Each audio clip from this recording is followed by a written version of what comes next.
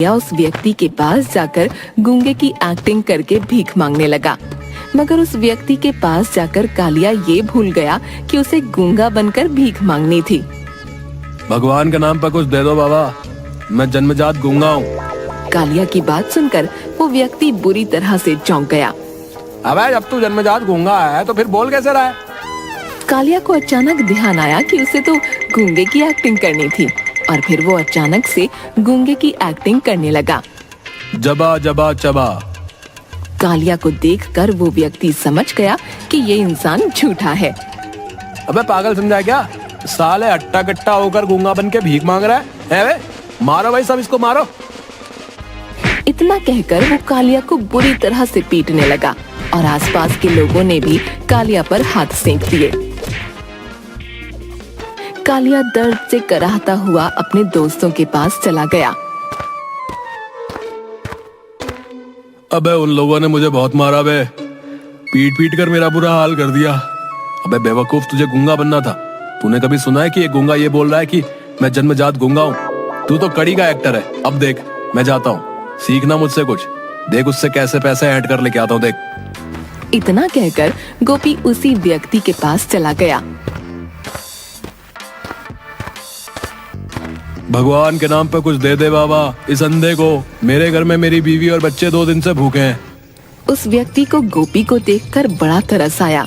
वो अपनी जेब से 100 का नोट निकालकर गोपी को देखकर बोला, कहाँ रहते हो तुम?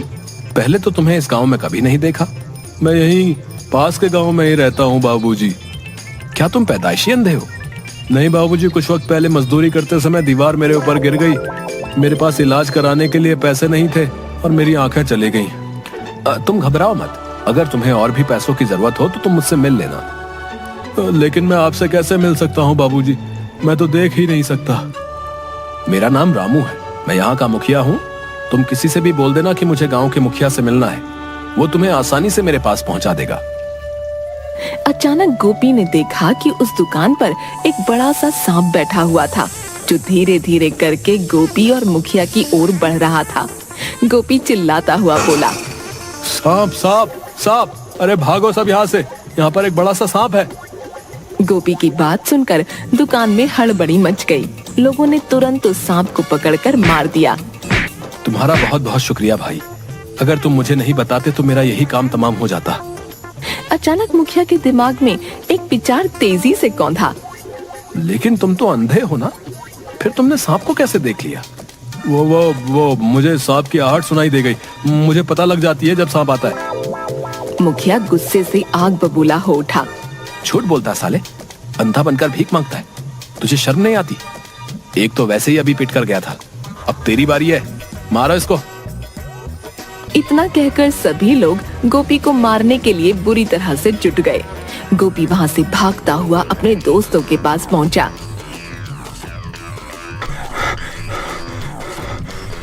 तू तो बड़ी बड़ी डेंगियां आन कर गया था, आ गया मार खाकर। अरे यार, एक्टिंग तो मैंने सही की थी, लेकिन बोलना मेरी मजबूरी थी। अगर नहीं बताता तो वो सांप मुझे भी डस सकता था। तभी जग्गू गुस्से में बोला, अरे तुम दोनों किसी काम के नहीं हो, तुम दोनों कुत्ते की तरह मार खाकर आ गए। तुमसे तो ठीक से एक्टिंग भी नहीं होती।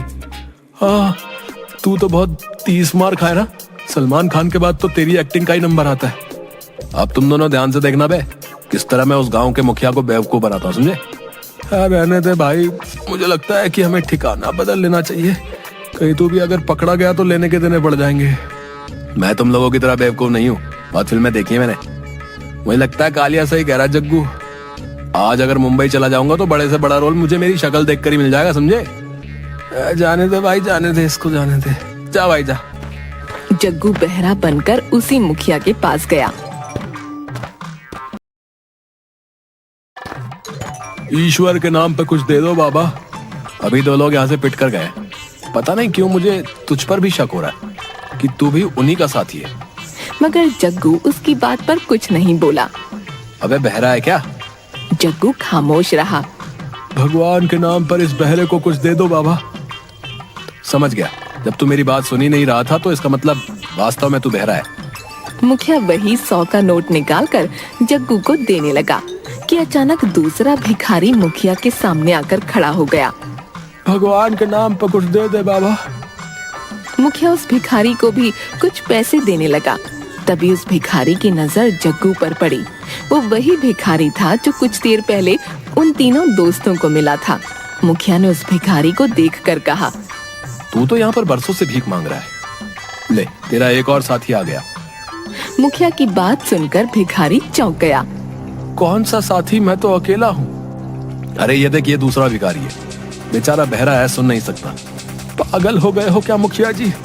ये कोई बहरा वहरा नहीं है, ये दूसरे गांव का रहने वाला है। इसके साथ इसके दूसरे निकम्मे साथी भी होंगे जो इसी तरह बिल्कुल हट्टे कट्टे हैं। उस भिखारी की बात सुनकर मुखिया गुस्से से आग बबूला हो गया और उसने एक चांटा जग्गू के कान पर जड़ दिया। इसका मतलब तू भी धोखेबाज है। भिखारी की बात पर जग्गू का गुस्सा भी आसमान पर पहुंच गया। गुस्से में वो ये भी भूल गया कि उसे यहाँ पर बहरे की एक्टिंग करनी थी। झूठ बोल रहा है ये भिखारी, आप किसी से भी पूछ लो, मैं जन्मजात बहरा हूँ। अगर तू जन्मजात बहरा है तो फिर तूने इस भिखारी की बातें कैसे सुन ली बे?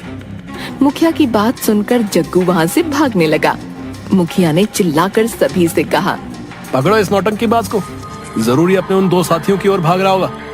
जग्गू भागते हुए अपने दोस्तों के पास पहुंच गया, लेकिन उसके पीछे पीछे सभी गांव वाले पहुंच गए। यही है वो तीनों नौटंकीबाज जो भीख मांगने की एक्टिंग कर रहे हैं। इन लोगों की वजह से ही बेचारे जो असली भिखारी होते हैं उन्हें भी भीख नहीं मिल पाती। मारो इन सबको, मारो मारो। सभी गांव वालों ने उन तीनों को पीट पीट कर उनका बुरा हाल कर दिया। वो तीनों फटे हुए कपड़े लेकर अपने गांव वापस आ गए। भाई कल से मजदूरी पे चलेंगे हम तीनों, आए नहीं तो एक हफ्ते बाद हम अपने गांव में मुखिया के हाथों भी पिटेंगे भाई। तू सही कहता है यार, आए तुम दोनों की बात सही है। हम तीनों को अब कोई काम धंधा ढूंढ लेना चाहिए। अयो। इसके बाद वो लोग सुधर गए और मेहनत से कामकाज